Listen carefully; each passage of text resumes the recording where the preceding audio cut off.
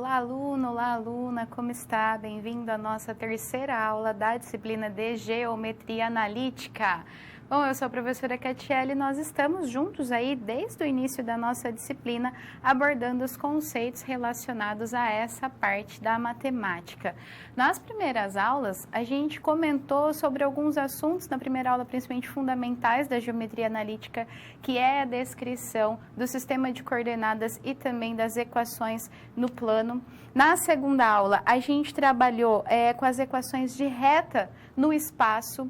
Isso tudo para que nós fôssemos montando os nossos conceitos relacionados a essa disciplina, e para dar continuidade a esses conceitos abordados, a aula de hoje tem como tema principal compreender quais são as equações cônicas do plano. E aí a gente vai acabar, de forma geral, a gente acaba utilizando os conceitos das outras duas aulas, também aplicadas na nossa aula de hoje. É uma construção, né? Que a gente vai aprendendo nas aulas, a gente vai usando nas subsequentes para compreender melhor os conceitos relacionados a essa disciplina.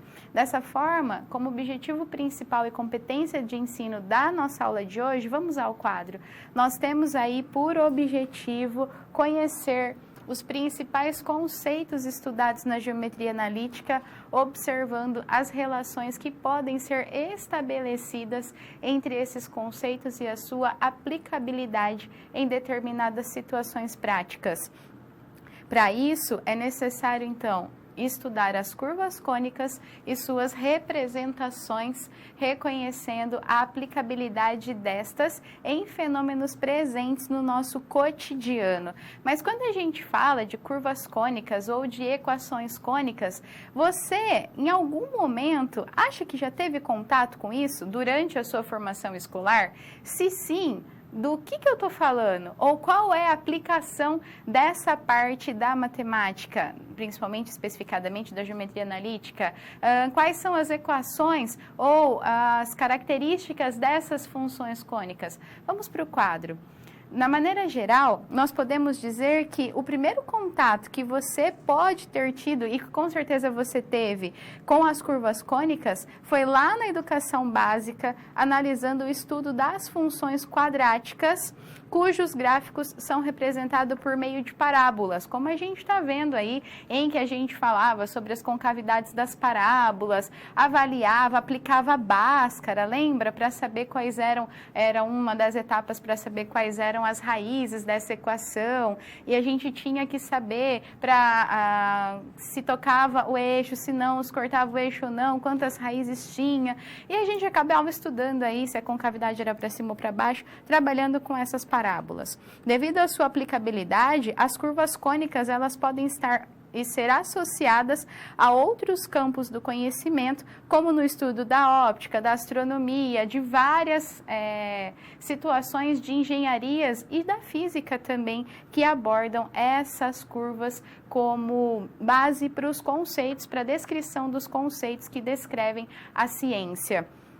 De maneira geral, as cônicas elas são curvas obtidas pela interseção de um plano com um cone duplo, variando assim a inclinação desse plano de interseção. A curva ela poderá ser denominada de circunferência, elipse, parábola e hipérbole. Então, essas outras curvas cônicas que podem ser representadas, elas são descritas através desse gráfico para nós, dessa figura, em que esse cone em que é descrito, ele é seccionado por um plano em várias regiões, variando esse ângulo do plano, ou seja, variando a inclinação desse plano, as curvas elas poderão ser determinadas de acordo com a secção do plano nesse cone. Elas podem ser então do tipo da circunferência, do tipo de elipse, do tipo da parábola e do tipo de hipérbole. Cada uma delas referente ao ângulo desse plano de secção. E a gente vai entender também que em cada uma desses planos que seccionam o nosso cone, nenhum deles está passando aqui, ó, nessa região. Porque quando a gente tem um plano passando por essa região, aí a gente não tem que mais a descrição de uma curva cônica, mas sim a gente tem a descrição de um ponto ou de uma reta no espaço. Mas isso a gente vai compreender relacionando a teoria dessas curvas que são relacionadas. Bom, de todas elas que nós citamos, que eu acabei de dar para você, a gente vai verificar o conceito matemático de cada uma, entendendo, fazendo um estudo da função, entendendo como ela é descrita, como ela foi obtida, qual a equação que a designa. E a gente vai começar pela circunferência.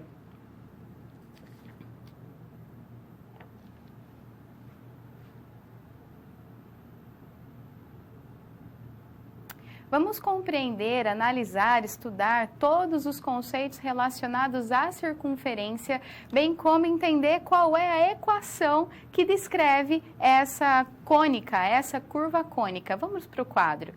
De maneira geral, nós temos que as curvas cônicas, elas são estudadas desde a antiguidade e o principal matemático que contribuiu para o estudo desse tema, ele foi o geômetra grego Apolônio, que escrevendo uma obra completa a respeito desse tema, influenciando alguns cientistas como Ptolomeu, Kepler e Galileu também, ele, de maneira geral, compreendeu como se descrevia, então, esse estudo relacionado à cônica ou os conceitos dessas análises, dessas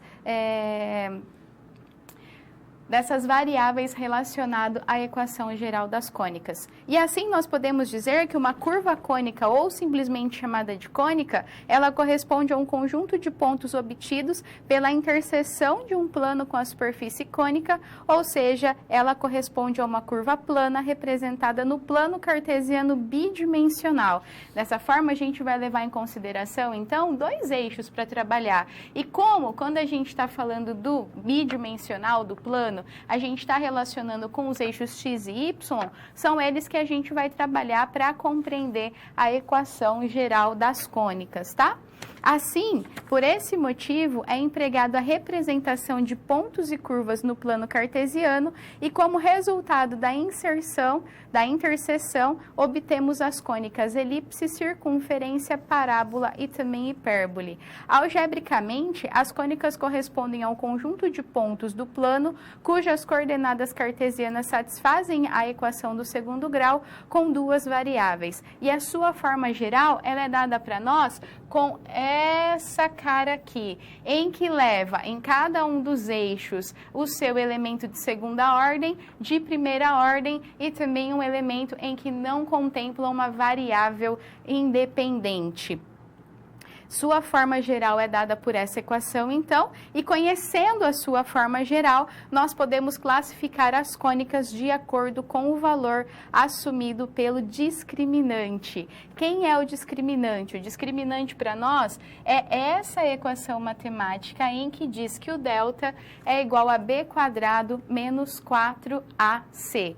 Então, para eu entender qual é a cônica que a gente está considerando ou qual é o nome que a cônica vai receber, eu tenho que analisar o seu discriminante e dependendo das situações eu vou saber quais cônicas que estão envolvidas. Por exemplo, se esse meu discriminante, ele for um valor, ou ele apresentar um valor menor que zero, isso significa que eu tenho uma elipse. Essa equação descreverá uma elipse. Se o meu discriminante ele apresentar um valor igual a zero, isso significa que a equação vai descrever uma parábola. E se esse meu discriminante apresentar um valor maior que zero, a equação irá descrever para nós uma hipérbole.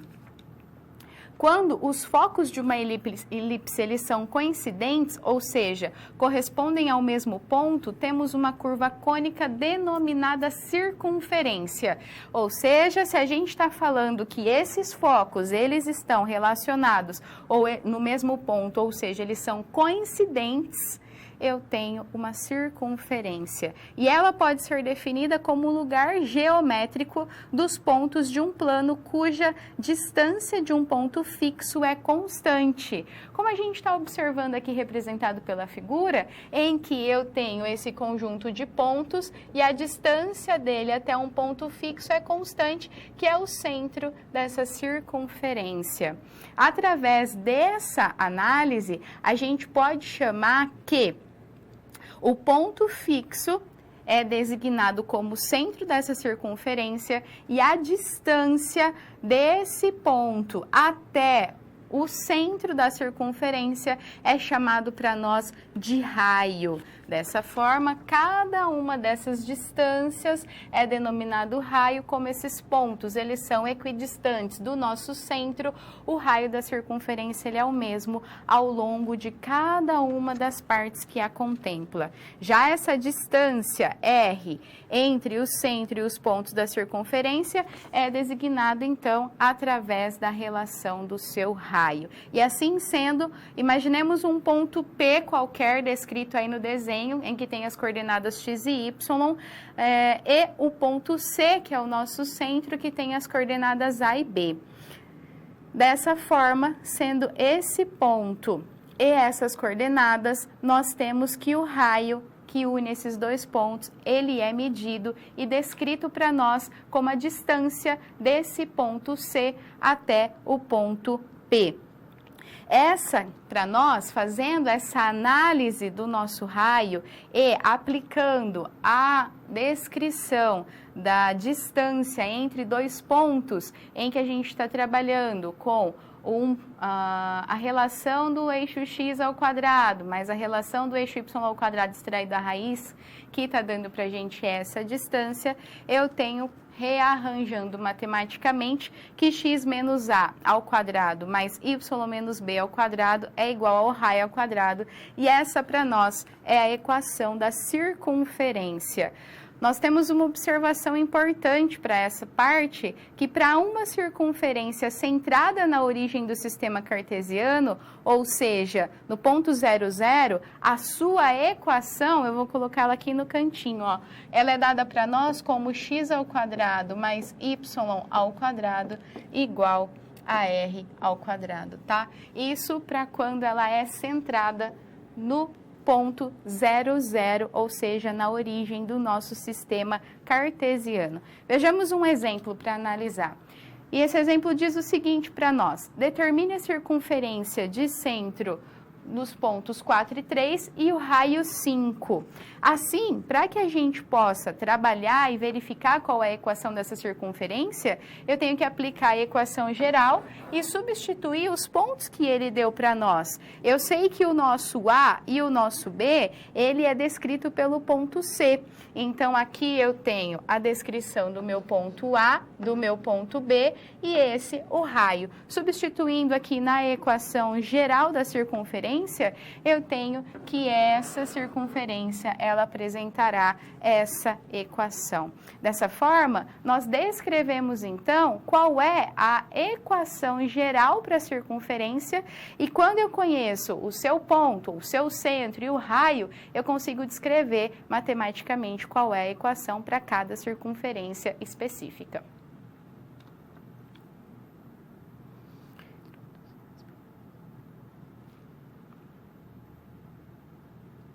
Vamos verificar uma situação em que nós temos a descrição do conceito das curvas cônicas em uma atividade, em uma tarefa que nos é solicitada. Vamos ao quadro. E é dito que você atua como um professor de matemática nas turmas de ensino médio e com essas turmas você está desenvolvendo projetos com o objetivo de demonstrar algumas relações existentes entre conceitos de diferentes campos de conhecimento, propondo a realização de atividades complementares. E antes de iniciar os projetos interdisciplinares, você introduzirá abordagens a respeito de cônicas com os seus alunos. Após essa introdução, você solicitou aos alunos o estudo e a classificação das cônicas dadas pelas seguintes expressões. E aí nós temos 3 expressões que têm as suas componentes em relação a x, apenas em relação a XY, em relação a esse plano XY, com alguns dos seus elementos quadráticos e os outros elementos com apenas uma variação, em que a gente precisa então saber como é possível classificar cada uma dessas expressões. E para que seja possível classificar cada uma dessas expressões, nós precisamos avaliar a equação geral das cônicas, para eu saber se ali eu tenho uma relação de uma elipse, se eu tenho a relação de uma parábola, se eu tenho a relação de uma hipérbole. E como que a gente vai resolver isso? Para cada uma das situações, eu tenho que verificar quem é o meu A, quem é o meu B, quem é o meu C, para que eu possa aplicar, então, o discriminante e, através da relação do valor do discriminante, eu saber, então, se é uma hipérbole, se é uma cônica, se é uma parábola. Eu sempre vou verificar, então, ou para eu trabalhar com discriminante, eu vou colocar ele aqui no cantinho, o discriminante ele é dado pela equação delta é igual a b ao quadrado menos 4ac. Então, eu sempre vou trabalhar com A, B e C. E é só eu lembrar que o meu valor de A, ele sempre vai acompanhar a variável independente x ao quadrado, segunda ordem. A minha variável B, ela sempre vai acompanhar o meu produto xy. E a minha variável C, ela sempre vai acompanhar a minha variável y independente ao quadrado, tá? Então, para cada uma dessas expressões, eu tenho que saber quem é A, quem é B, quem é C, aplicar o discriminante e, dependendo do valor que o discriminante der, eu vou saber qual é o tipo de cônica que está associado. Vamos começar pela primeira equação, então, e ela diz pra gente que é 35x ao quadrado menos 2x mais 35y ao quadrado menos 34x menos 34y menos 289 é igual a 0. Meu discriminante, ele fala, então, que eu tenho que saber quem é B, quem é A e quem é C. Dessa forma, o B, pela análise da equação geral das cônicas, ele vai valer para nós menos 2. Então, esse aqui é o B. O A, ele vai valer para nós 35. Então, essa é a descrição do A. E o C, ele vale para nós também 35 para essa equação, e essa é a descrição do C.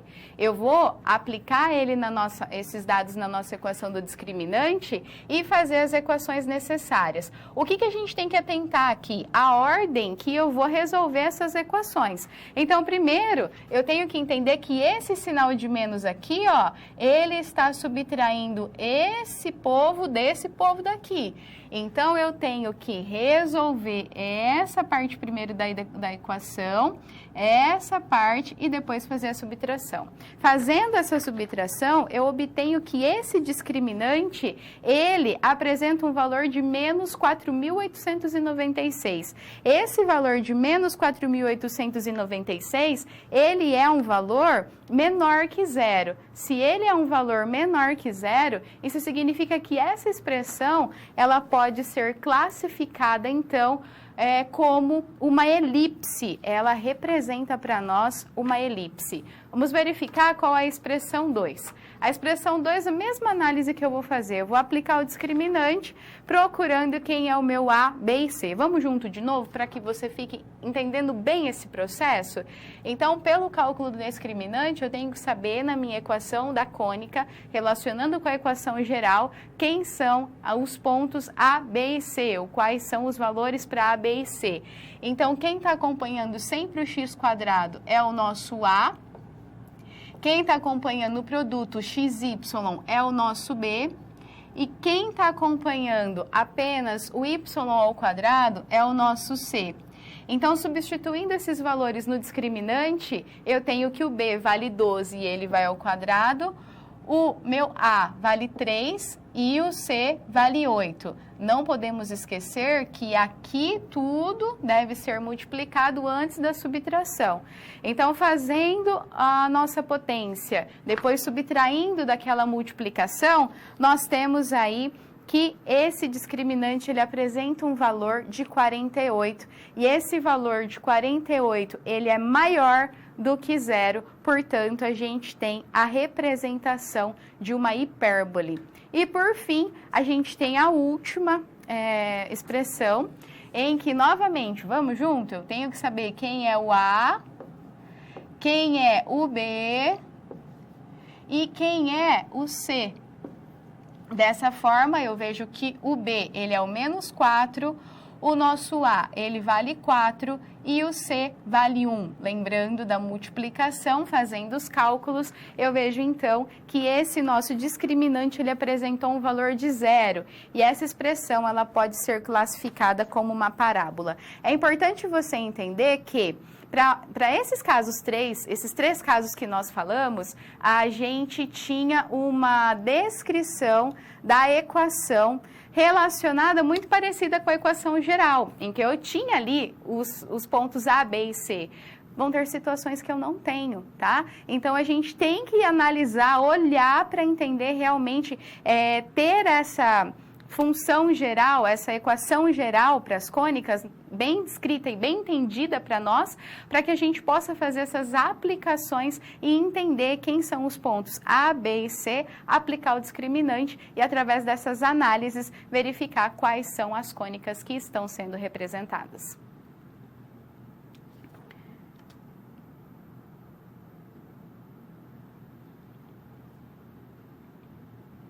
Uma das cônicas que podem ser obtidas, ela é denominada de elipse. E essa elipse, provavelmente você já deve ter ouvido falar sobre, porque justamente ela é utilizada para descrição do movimento da Terra em torno do Sol.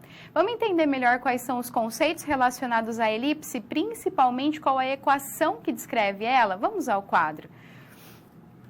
Quando nós intersectamos uma superfície cônica, por meio de um plano que não contém o vértice, não perpendicular ao eixo e não paralelo à geratriz, e que intercepta uma única folha dessa superfície, nós obtemos uma cônica denominada de elipse. E nós podemos definir a elipse como um lugar geométrico dos pontos de um plano, cuja soma das distâncias dos pontos fixos desse plano é denominado constante. Assim seja, acompanha comigo nessa demonstração ali da figura da elipse. Tenho dois pontos, F1 e F2, do plano, de modo que a distância do ponto F1 e F2, ela é descrita para nós como 2C aqui representada. Então, a distância de um ponto para o outro, a distância de F1 para F2, ela é descrita como 2C. Além de um número real A, tal que 2A será maior que 2C, e o conjunto formado por todos esses pontos P do plano satisfazem a relação de que essa distância do nosso ponto P até F1 mais a distância do ponto P até F2 é dado para a gente por 2A, que é essa distância relacionada à nossa elipse. Podemos identificar diversos elementos que caracterizam uma elipse. Dentre eles, nós temos os pontos F1 e F2, e esses pontos F1 e F2, eles são chamados de focos. O C, ele é o centro da nossa elipse. 2C, que é essa distância de um foco até o outro, né, do ponto F1 até o ponto F2, ele é chamado de distância focal. 2A é a medida do eixo maior e 2B é a medida do eixo menor. Por meio das medidas, é possível determinar a excentricidade da elipse, e ela é dada para a gente como C sobre A, em que a excentricidade ela é maior que 0 e menor que 1. Ela é responsável pela forma da elipse e de modo que se essa excentricidade é muito próximo de zero, então a elipse se aproxima de uma circunferência. Além disso, em qualquer elipse é válida a seguinte relação em que a ao quadrado é igual a b ao quadrado mais c ao quadrado, sendo obtida a partir da aplicação do teorema de Pitágoras, quando a gente avalia um triângulo de vértices B1, C e F2, e é esse triângulo aqui, retângulo avaliado, então, que tem um ângulo retângulo em que eu posso aplicar Pitágoras, que ele vai descrever para nós, então, que A ao quadrado é igual a B ao quadrado mais C ao quadrado, e assim eu posso aplicar ou validar essa equação de Pitágoras na análise da descrição da nossa elipse.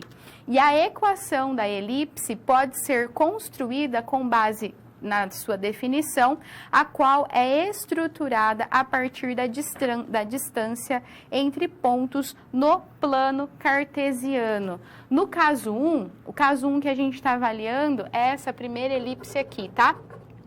Nós temos a elipse centrada na origem, então está aqui o ponto principal dela, ela está centrada na origem, com o eixo maior contido no seu eixo x. Essa distância para nós, que é dado, ou ele é representado como 2A, ele está contido no eixo x. Nesse caso, pelas deduções matemáticas, a equação reduzida da elipse, ela será expressa para nós da seguinte forma, em que é relacionado os eixos x e y com os tamanhos a e b. E aí é dito que o valor de x ao quadrado sobre a ao quadrado mais y ao quadrado sobre b ao quadrado será igual a 1.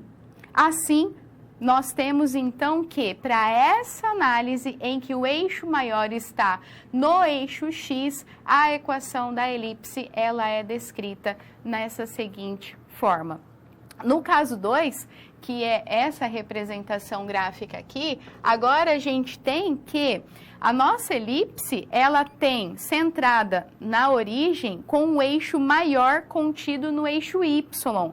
Dessa forma, pelas deduções matemáticas, a equação reduzida da elipse, ela é descrita para nós, agora também levando em consideração x, y, a e b, mais as posições invertidas, em que quem está relacionado com o a é o y e quem está relacionado com o b é o x. Assim, a nossa equação da elipse, para quando ela estiver com o eixo maior centrado em y, ela é descrita. Eu tenho essa relação das elipses tanto para o eixo maior em x quanto para o eixo maior em y, em que nós podemos descrever matematicamente cada uma delas pela razão entre x ao quadrado sobre a ao quadrado mais y ao quadrado sobre b ao quadrado igual a 1, para quando a nossa base maior estiver centrada em x, e y ao quadrado sobre a ao quadrado mais x ao quadrado sobre b ao quadrado igual a 1,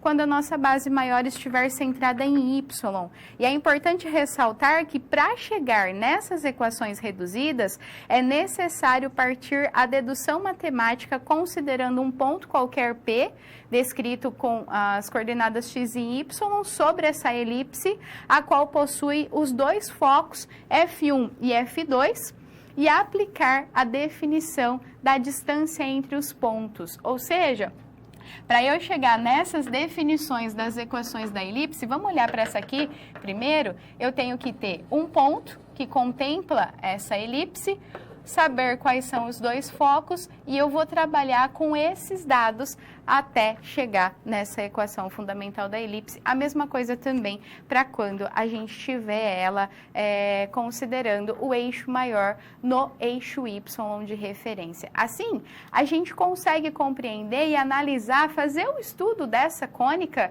e verificando principalmente qual é a sua equação de representação. Aí a gente vê que como eu tenho ela podendo ter a base maior tanto no eixo x quanto no eixo y, eu posso ter uma modificação dessa equação, mas ela é descrita para nós de forma semelhante.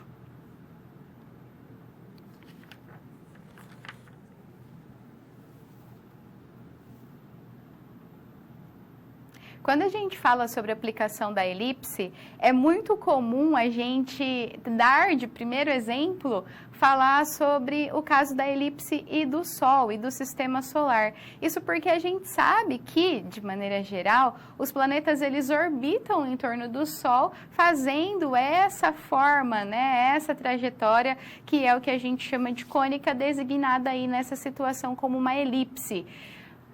Vamos entender melhor como que dá essa situação ou qual foi a tarefa para que a gente possa aplicar esses conceitos e avaliar a elipse nesse sistema solar. Vamos ao quadro.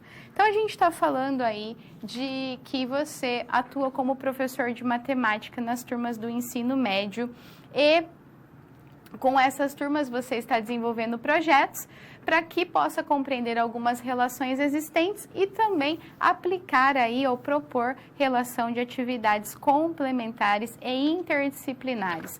E a tarefa, ela consiste na seguinte situação: construir uma representação simplificada do sistema solar, considerando apenas o Sol e a Terra, e a trajetória da Terra ao redor do Sol assume um formato elíptico.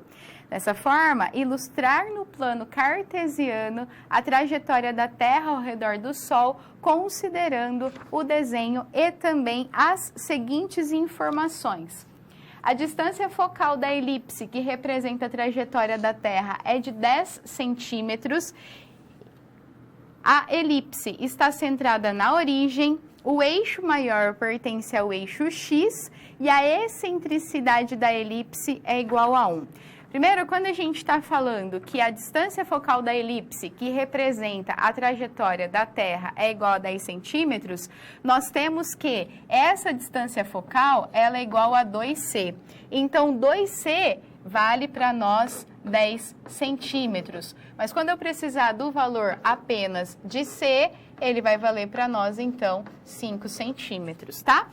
E dessa forma, com todos esses dados ou essas informações dadas para nós devemos inicialmente calcular o comprimento do eixo maior, porque eu preciso saber qual é o valor do A, e o meu comprimento do eixo maior está descrito para nós como 2A. E se eu tenho o valor de C, eu tenho a excentricidade, eu posso calcular então aí o nosso valor de A. A gente não pode esquecer que a equação para excentricidade, ela está descrita para nós como sendo o valor de 2C sobre 2A, simplificando, eu tenho simplesmente C sobre A. Dessa forma, eu sei quem é a minha excentricidade, ela apresenta um valor de 0,1. Eu sei quem é esse meu valor de C, ele apresenta um valor de 5 centímetros, eu posso calcular qual é essa distância de A. Fazendo esses cálculos matemáticos, então, a partir da equação da excentricidade, eu tenho que a excentricidade, ela traz para nós um valor de 50. Nesse caso, a gente está trabalhando com as unidades em centímetros, então ela traz para nós um valor de 50 centímetros. Com isso, então, eu posso obter o nosso ponto B. Com qual análise? Aplicando a Pitágoras, satisfazendo essa equação de Pitágoras, em que eu digo que A ao quadrado é igual a B ao quadrado mais C ao quadrado. Eu possuo os valores, o valor para A, possuo o valor para C, fazendo o rearranjo matemático para resolução dessa expressão, eu tenho o valor de B quadrado. Note que pela equação da nossa elipse, eu tenho relacionado x quadrado com a ao quadrado, y quadrado com b ao quadrado, porque aí a gente está falando que essa elipse está centrada no eixo x, né, com a base maior dela no eixo x. Então, eu não preciso extrair essa raiz, já que eu vou acabar aplicando ela na equação dessa forma. Então, a gente pode deixar em raiz mesmo, tá? Para aplicar essa equação da elipse. Então, vamos de novo. Quem é a equação da elipse? Quando o eixo maior está aí centrado, ou está alocado em x. Ela é descrita como x ao quadrado sobre a ao quadrado, mais y ao quadrado sobre b ao quadrado é igual a 1. Substituindo os valores de a que eu tenho. Quem é a? O meu a vale 50.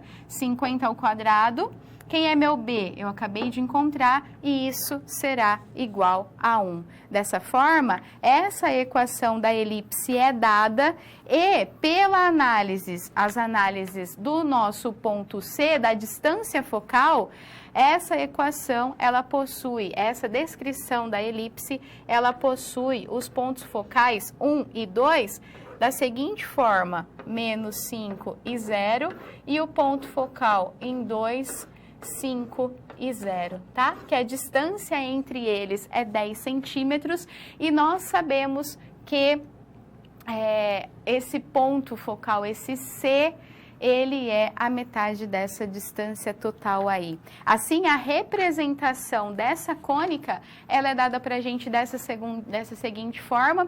E note que ela está parecendo uma circunferência, né? Está parecendo uma circunferência, mas por conta da sua excentricidade, a gente tem que a excentricidade ela é 0,1, ela está bem próxima de 0.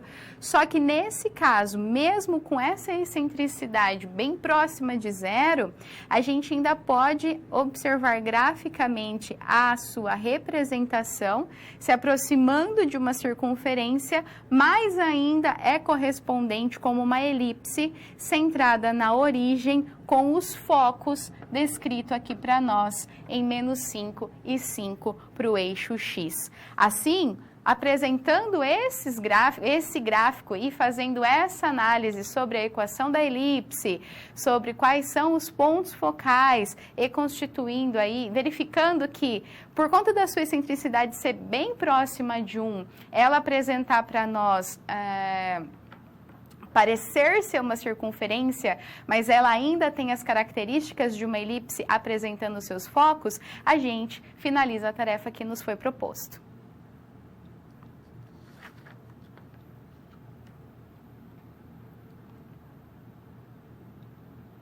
Com esses assuntos relacionados às cônicas, temos inúmeras situações ou inúmeros exercícios que possam abordar essas descrições em várias partes da ciência, na área da engenharia, na área de física, na área da matemática, de química, entre tantas outras aplicações. Vejamos um exemplo, vamos para o quadro. Esse exercício ele fala a seguinte situação para a gente. Qual é a equação da circunferência centrada no ponto A, menos 1 e 2, com um raio de medida igual a 3 unidades. E ela é dada para a gente por esse gráfico aqui, ó. E ele está querendo saber quem é a circunferência, qual é a equação que descreve essa circunferência. A primeira coisa que a gente precisa para realizar ou para desenvolver esse exercício, lembrar qual é a equação geral da circunferência. E a equação geral da circunferência, ela é descrita para nós como x menos a elevado ao quadrado, mais y menos b, também elevado ao quadrado, e tudo isso igual a r ao quadrado. Assim, a gente precisa saber quais são os valores para a e b e qual é o valor de r. O próprio enunciado já dá para nós falando que R vale 3 unidades, então a gente vem substituir ele aqui. Agora o ponto A maiúsculo, descrito por menos 1 e 2, ele é para nós os valores de A e B ali da equação geral da circunferência. Então o meu A ele vai valer menos 1 e o meu B ele vai valer 2. Assim a gente pode montar essa equação geral da circunferência aplicando os dados que o problema deu para a gente. Então, o valor de A, o valor de B e o raio ao quadrado, que é 3 ao quadrado igual a 9. Então, para descrever aquela circunferência, essa é a equação geral da descrição daquela circunferência proposta. E é isso que você precisa fazer para qualquer análise de qualquer situação em que é descrito dessas cônicas apresentadas. Quais são os dados apresentados, qual é a equação geral que você pode usar, o que o exercício está pedindo e o que está utilizando de dados fornecidos para você, tá? Assim você consegue avaliar e saber quais são as aplicações. Antes da gente continuar os conceitos, eu tenho um recado para te dar. Vamos ao quadro? E eu já trouxe esse recado para você e eu vou voltar a falar dele para que você não esqueça. Se você já fez, maravilha, isso mesmo, muito bom. Agora, se você não fez ainda, perde tempo não. Acessa lá o seu AVA, vai. Acesse o seu AVA, procura lá o Avaliar 2020/2. Essa avaliação institucional está disponível para você até a data de 22 de novembro.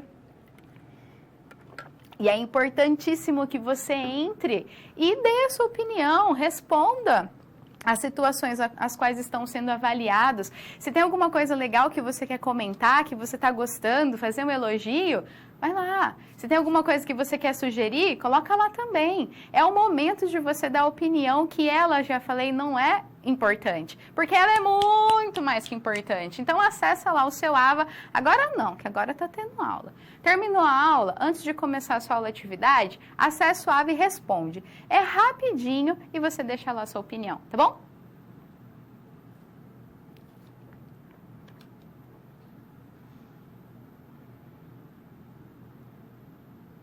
Eu acredito que essa descrição agora dessa cônica é uma das mais conhecidas que você já possa ter visto aí em várias situações que nós iremos tratar da parábola. Por quê? A gente acaba trabalhando com ela na matemática nos anos, durante a nossa vida escolar aí, até chegar aqui, né? A gente acaba trabalhando com as funções quadráticas no ensino base. A gente também trabalha na física com o lançamento de projéteis e análise de movimento bidimensional, em que acaba levando em consideração esses conceitos relacionados à função ou à cônica, dado o nome de parábola. Só que a gente precisa fazer o estudo dessa função, entender quais são as descrições que a contemplam e também entender qual é a equação matemática que a descreve. Vamos ao quadro para a gente avaliar cada uma delas. Assim, a curva cônica chamada de parábola pode ser obtido quando intersectamos a superfície cônica por um plano paralelo à sua superfície diretriz. Podemos identificar, então, diversos elementos que auxiliam na caracterização dessa parábola. A parábola está descrita ali para nós, em que, nesse caso, a concavidade dela é para cima, eu tenho ela apresentada num plano, nós temos aí a descrição da diretriz, quem é o vértice, o ponto focal, o eixo da parábola, um ponto P que contempla essa curva que representa a parábola e ali um espaço com P minúsculo em que a gente já vai entender o que significa para nós por definição. Então, os principais elementos que avaliam ou auxiliam na caracterização dessa nossa parábola, eles são F, que é dado para nós como foco, então vai acompanhando ali no desenho, na imagem da parábola para você ir verificando onde ela está, nessa representação em que a concavidade está para cima, tá? Se a concavidade está para baixo, ela só vai mudar aí as suas direções, mas a representação ela é semelhante. Nós temos também o D, que é a diretriz, e ela refere-se à reta D, representada. Esse P, ele é o parâmetro e ele é conhecido como o parâmetro dessa parábola, tá? Em que, para nós, a distância entre o foco e o vértice, ele é dado P. A distância entre o foco e a diretriz, ele é dado para nós como 2P, tá? Outro ponto importante é o vértice, que eu acabei de comentar com você, que é, nesse caso, o ponto de extremidade da nossa parábola. Aqui, para essa situação da parábola com concavidade para baixo, o vértice seria o ponto de mínima. Da parábola com a concavidade para cima, o vértice é dado ali como ponto de máxima.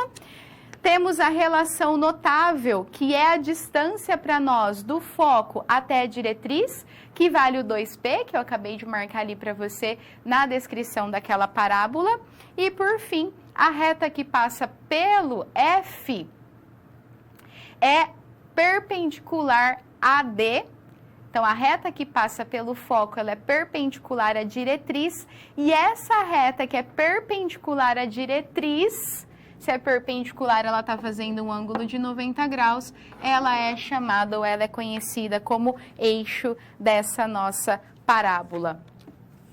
A parábola, ela é um lugar geométrico dos pontos P de um plano equidistantes de um ponto fixo denominado foco, como apresenta ali para a gente nesse exemplo da parábola, e de uma reta fixa denominada diretriz. Assim, o conjunto de pontos do plano que estão em uma mesma distância de dois referenciais fixos, um ponto e uma reta, ele é dado para a gente dessa forma, em que o conjunto do ponto da distância do ponto P até o foco é igual ao conjunto do ponto P até a nossa diretriz, e considerando a reta D como a diretriz da parábola e F o seu foco, nós podemos definir essa parábola como essa relação de igualdade entre as distâncias descritas. E para analisar a equação da parábola, considere uma parábola com vértice coincidindo com a origem do sistema cartesiano,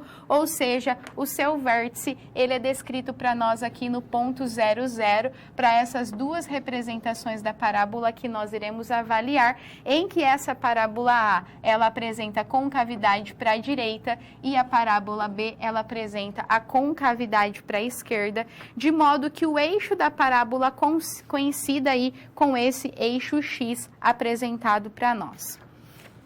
Observando a figura, nós temos duas possibilidades então, ou a descrita em A ou a descrita em B. Essas duas diferenças é em relação à concavidade, né? Uma está para a direita e a outra está para a esquerda.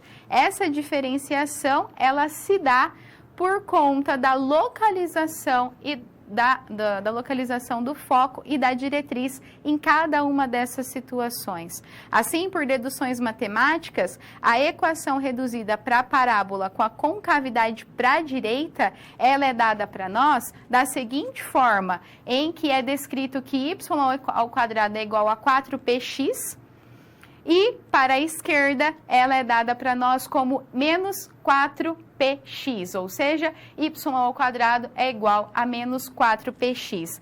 Note que, se a concavidade é para a direita, o P, que é esse parâmetro da nossa parábola, ele é maior que zero. Se a concavidade é para a esquerda, o P, que é o parâmetro dessa parábola, ela apresenta o valor menor que zero, tá?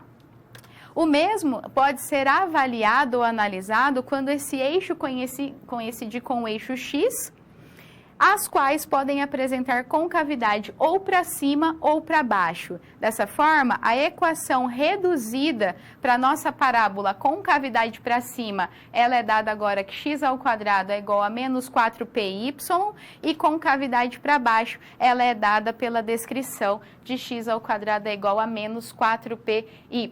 E assim a gente compreende que o meu menos ali, ele está só indicando que o sentido da concavidade está mudando. Ou é para cima positivo, para baixo negativo, ou é para a direita positivo, para a esquerda negativo.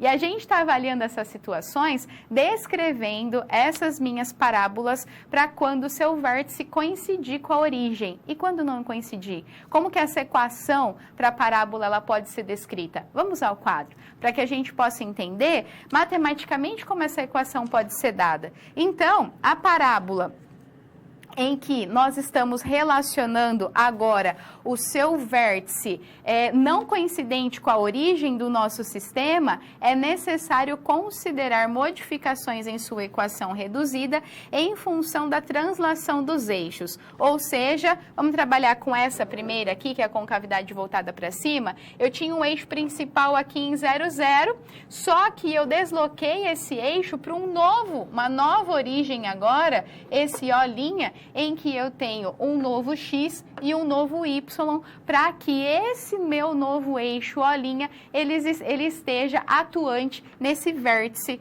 da minha parábola. E assim, quando eu faço isso, nós temos um vértice com os valores de A e B não nulos. E quando esse eixo da parábola é paralelo agora ao eixo y, a equação ela pode ser dada para a gente como x menos h ao quadrado em que H é essa distância aqui em x, é igual a 4P, P é o nosso parâmetro da parábola, y menos k, que k é dado essa distância aqui, dessa modificação do eixo, né? Dessa translação para um novo eixo O' agora. E aí, quando a gente está falando sobre essas relações, se o meu parâmetro P ele for positivo, essa minha parábola ela vai ter concavidade para cima, se for negativa, ela vai ter concavidade para baixo. E se eu estiver relacionando agora o eixo paralelo ao eixo x, a equação da parábola, ela vai ser descrita para nós agora dessa seguinte forma, em que eu tenho y menos k, que k é para nós essa distância, não muda, independente de qual eixo eu estou relacionando, y menos k ao quadrado é igual a 4p x menos h, que também é essa distância em x para nós. E dessa mesma forma, se a concavidade ela for para a direita, o nosso p é positivo, se a concavidade for para a esquerda, o nosso p ele é menor que zero. Assim, eu tenho essas duas formas de avaliar como encontrar ou descrever a equação para a minha parábola, para essa cônica. Porque eu posso ter a minha parábola centrada ali no vértice centrado no ponto 0, 0 do meu sistema cartesiano, ou eu posso ter ele em qualquer ponto desse plano cartesiano. Se eu tiver ali no ponto 0, 0, eu tenho uma descrição matemática para representar essa parábola. Se eu tiver ele descrito em qualquer ponto do meu plano cartesiano, eu também tenho uma descrição matemática para representar essa parábola.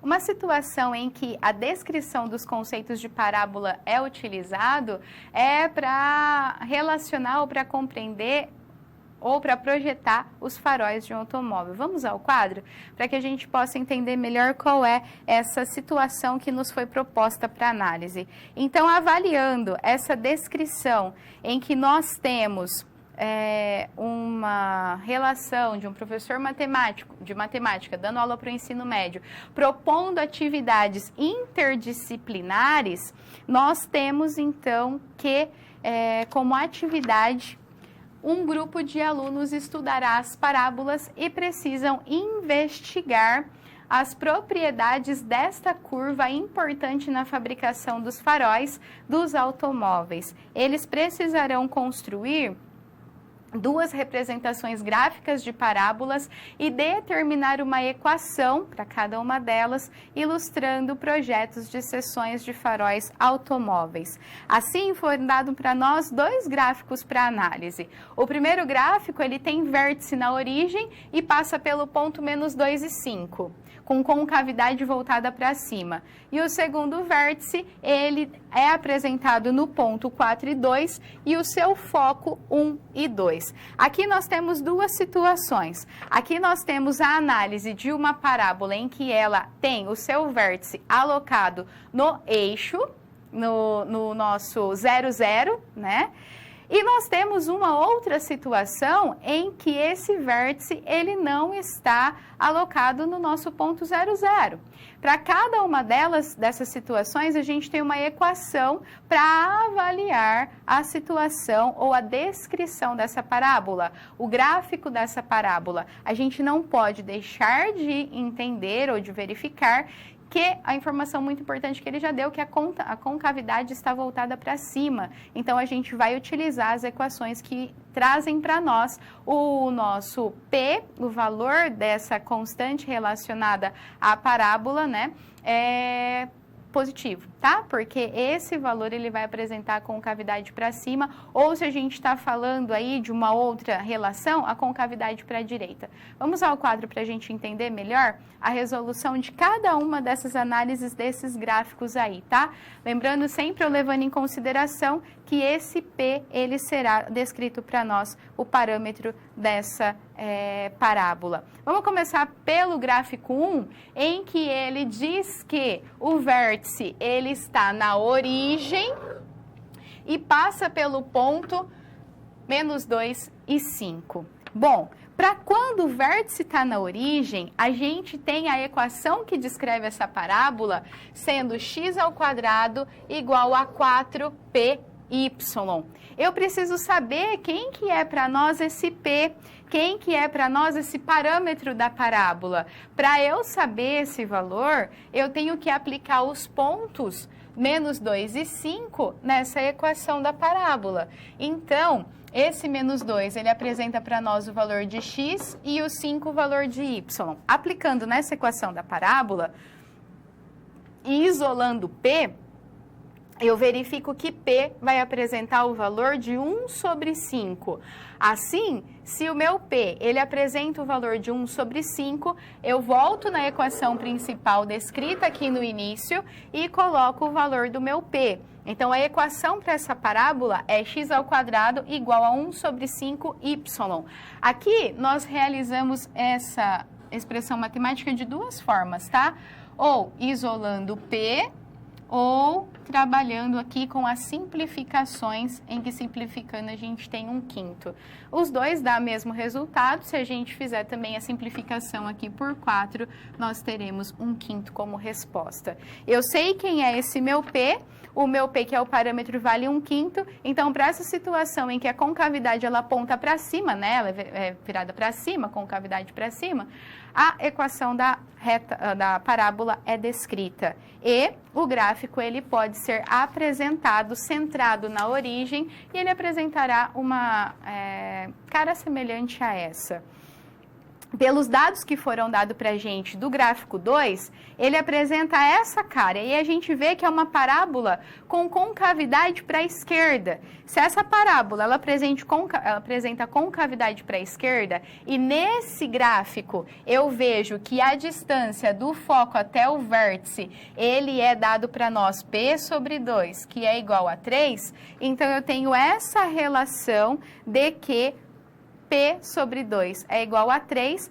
Estou vendo que essa minha concavidade, ela é descrita para nós para a esquerda, então o meu parâmetro ele é negativo, assim eu vou calcular quem é o P. Se P sobre 2 é igual a menos 3 porque é para a esquerda, por isso que é negativo, P é igual a menos 6. Dessa forma, eu vou descrever quem é a minha equação para essa parábola quando o vértice não está na origem, não está no 0, 0. Então, agora, eu tenho que utilizar essa equação matemática para a descrição da parábola. Como eu já encontrei quem é esse parâmetro, então eu simplesmente substituo os valores de K e os valores de H, em que esses valores de K e de H, eles são descritos para nós através da análise do ponto do vértice. Do vértice eu tenho X e eu tenho Y. Então, a professora deu uma leve erradinha, é o XY não, pela descrição aqui para a gente trabalhar, o vértice, ele é o H e ele é o K, relacionado ao pedacinho em X, relacionado ao pedacinho em Y, né? Então, fazendo a substituição, o meu H, ele vai valer 4, e o meu K, ele vai valer 2. Aplicando nessa equação, então a equação para a descrição dessa nossa parábola, ela é dada dessa seguinte forma. E eu também posso plotar essa equação e fazer o gráfico em que eu vejo que ela apresenta concavidade para a esquerda, afirmando aí que o nosso parâmetro, ele é negativo. Aqui eu quero chamar a sua atenção para uma coisa muito importante. No material que você tem aí, nessas descrições do cálculo, a equação para encontrar a nossa parábola, ela tem uma pequena inconsistência, depois você corrige aí, porque ele está levando em consideração com 2P, o número que acompanha o parâmetro com valor de 2, e não é. Por definição, nós vimos que esse valor é 4. Então, só arruma aí depois e refaz os cálculos, que você vai chegar nos mesmos cálculos que nós fizemos juntos aqui, agora passo a passo, ok?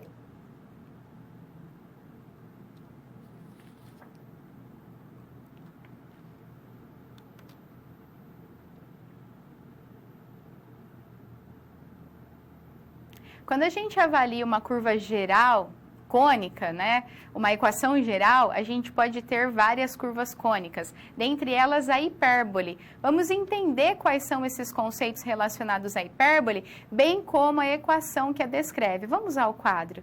E para a gente poder compreender melhor qual é essa descrição da hipérbole, nós precisamos realizar ou empregar o estudo dessa nossa cônica. E, de maneira geral, diversos elementos podem ser identificados em uma hipérbole. Ela está ali descrito para a gente no seu cantinho direito do quadro, em que eu tenho alguns pontos apresentados. Ponto A, ponto C, F1, A1, C, A2, F2, ponto B, ponto B2, o eixo real, o eixo imaginário. Vamos entender o que são essas descrições e como elas estão contidas na definição da nossa, ou do estudo da nossa hipérbole, tá? Primeiro, a gente tem que esses pontos F1 e F2, eles são descritos como o foco da nossa hipérbole. O ponto C, ele é o centro. Agora, quando a gente está falando de 2C, é a distância focal. Então, é a distância entre os pontos F1 e F2, ele é dado para a gente como 2C. 2A, ela é a medida do eixo real ou também denominado eixo transverso.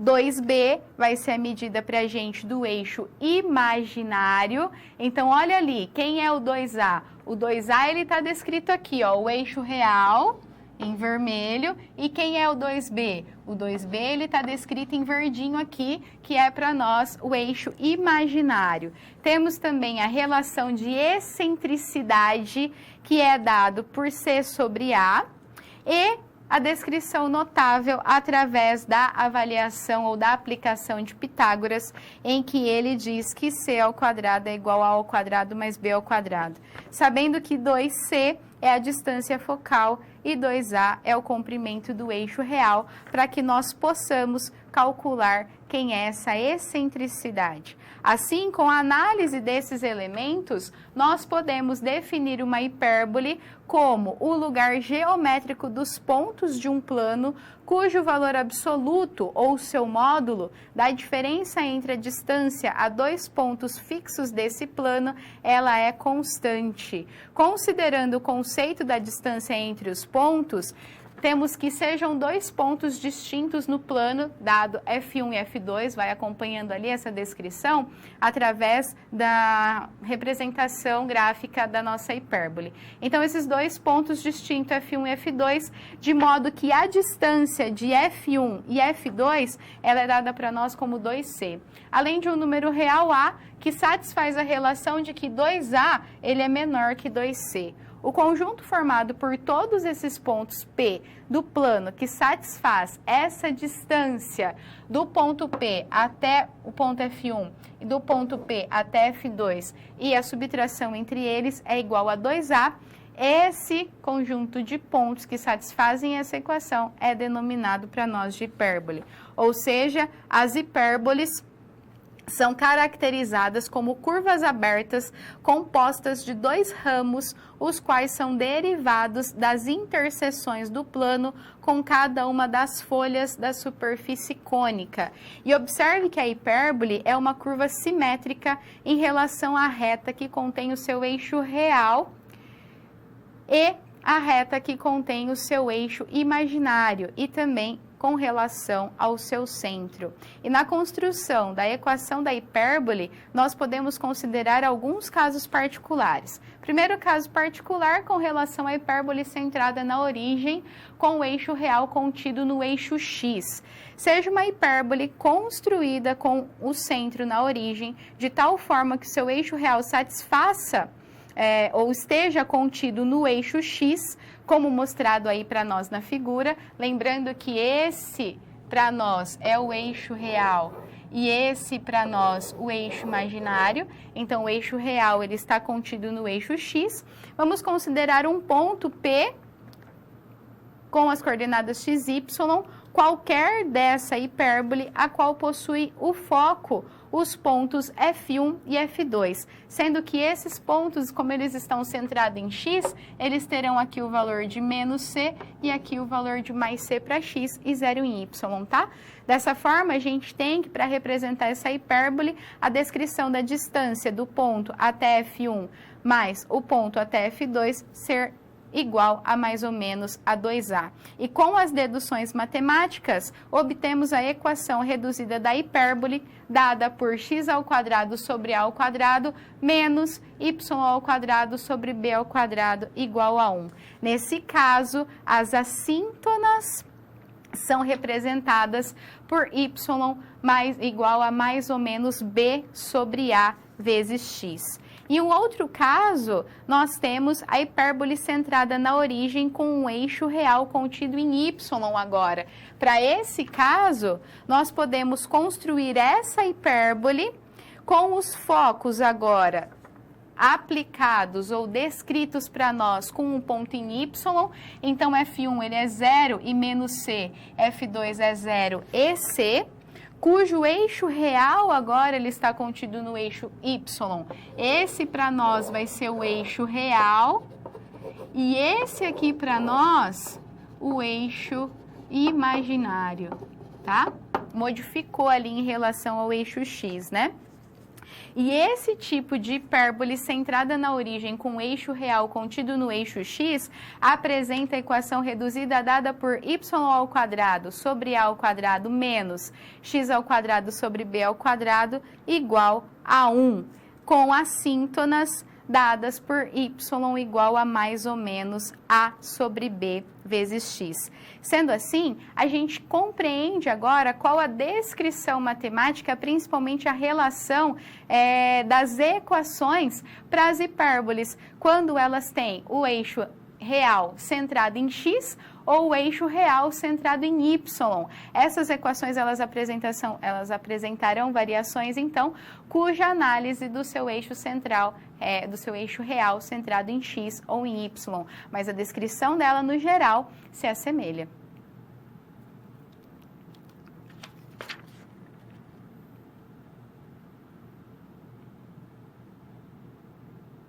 A hipérbole, ela é uma cônica muito utilizada no estudo da análise também dos telescópios. Vamos ao quadro para a gente verificar qual é a atividade que foi passada para nós para relacionar esse conceito.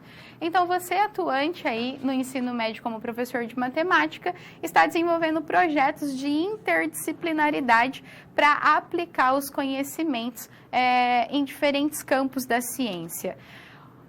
Nesse projeto, um grupo de alunos estudará as propriedades das hipérboles, associando-as com determinados tipos de telescópios, como os refletores. Para explicar as propriedades das hipérboles associada à reflexão, os alunos precisarão construir uma representação gráfica de uma hipérbole no plano cartesiano. Para que isso seja possível, algumas informações foram passadas. Dentre elas, foi descrito que os focos da hipérbole pertencem ao eixo x, a distância focal da hipérbole é de 10 unidades, a hipérbole está centrada na origem e a excentricidade da hipérbole é igual a 1,25. Com essas informações, a gente pode extrair mais algumas informações importantes para nós. Por exemplo, se eu estou falando que os focos da hipérbole pertencem ao eixo x, eu estou falando então que eles são descritos por esses pontos. O F1, ele é dado para nós menos 6, 0 e o F2, 6, 0.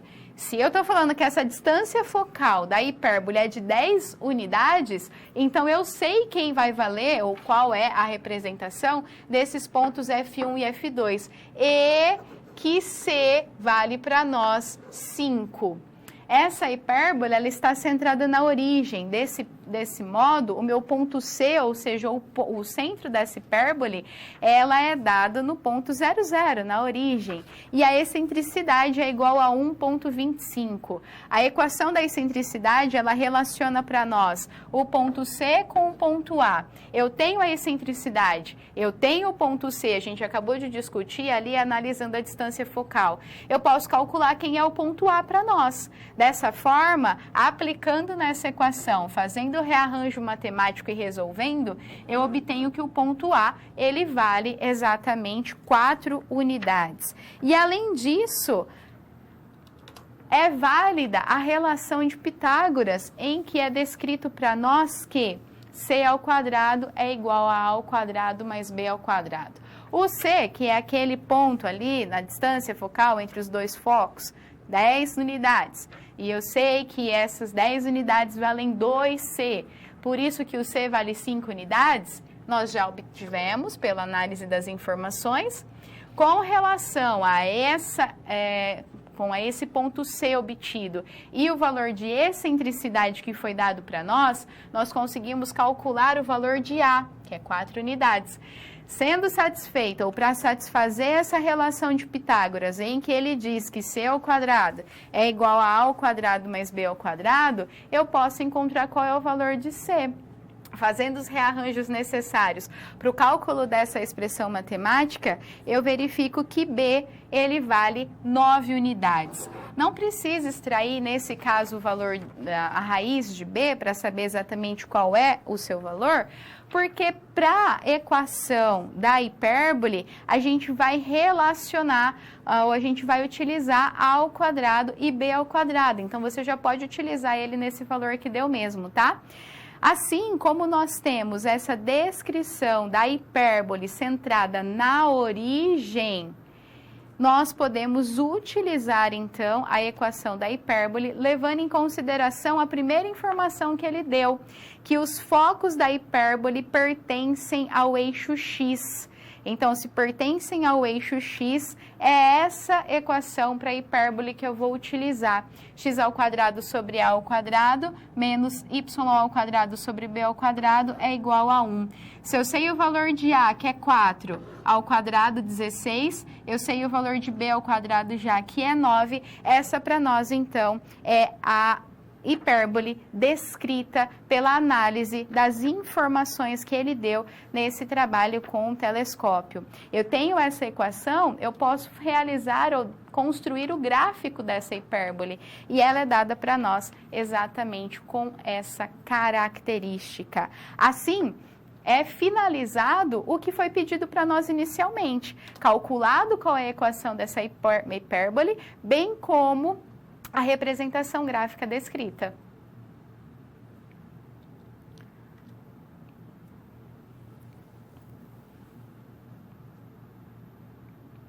Nesse momento, a gente tem um exercício bem interessante que vai trabalhar com os conceitos ou as definições de cônica, de uma maneira geral que nós trabalhamos na aula de hoje, né? Então, eu vou ler com você o enunciado e vou te dar aí alguns minutinhos para que você possa verificar e avaliar qual é a resposta correta. Vamos para o quadro comigo, para que a gente possa verificar esse exercício, então? Ele é dito o seguinte: a expressão a seguir representa a equação de uma cônica. E ele diz que é 9x ao quadrado menos 16x ao quadrado igual a menos 144. Essa cônica representada por essa equação, ela é o quê? Uma circunferência, uma elipse, uma hipérbole ou uma parábola? Qual que é a descrição? Que cônica é essa? O que você vai precisar para resolver esse exercício? A equação geral das cônicas, certo? E onde eu vou escrever? Eu vou escrever aqui, ó. Ela é só um pouquinho grande. Ax ao quadrado mais bxy mais cy ao quadrado mais dx mais ey mais f é igual a 0. Essa é a equação geral para nós das cônicas.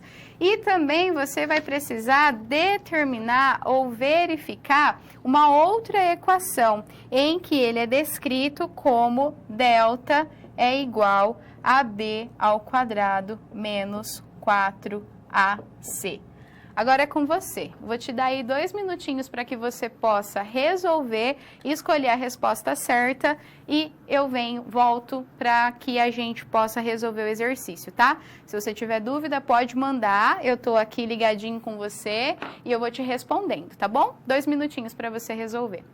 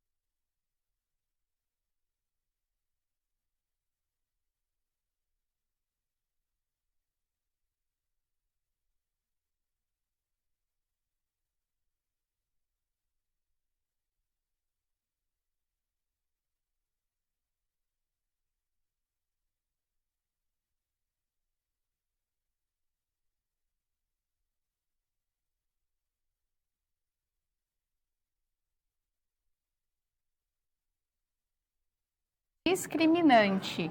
Quando eu relaciono a equação geral com a equação que me foi dado, eu preciso igualar ela a zero. Então, ela vai ficar descrita assim para nós: 9x ao quadrado menos 16y ao quadrado mais 144 igual a zero.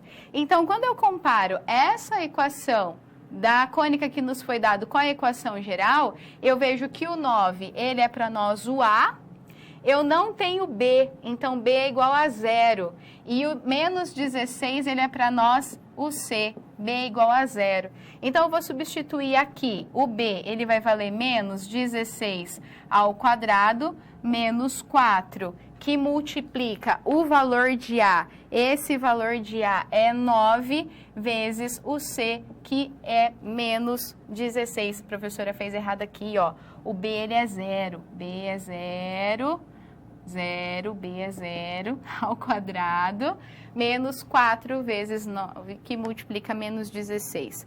Esse valor aqui para nós, ele é dado como 576. 576, ele é maior que zero. Se ele é maior que zero, significa que nós temos a descrição de uma hipérbole, tá? Mas eu também posso fazer de outra forma, analisando a equação fundamental da hipérbole, dividindo todo mundo por esse valor aqui para ser igualado a 1.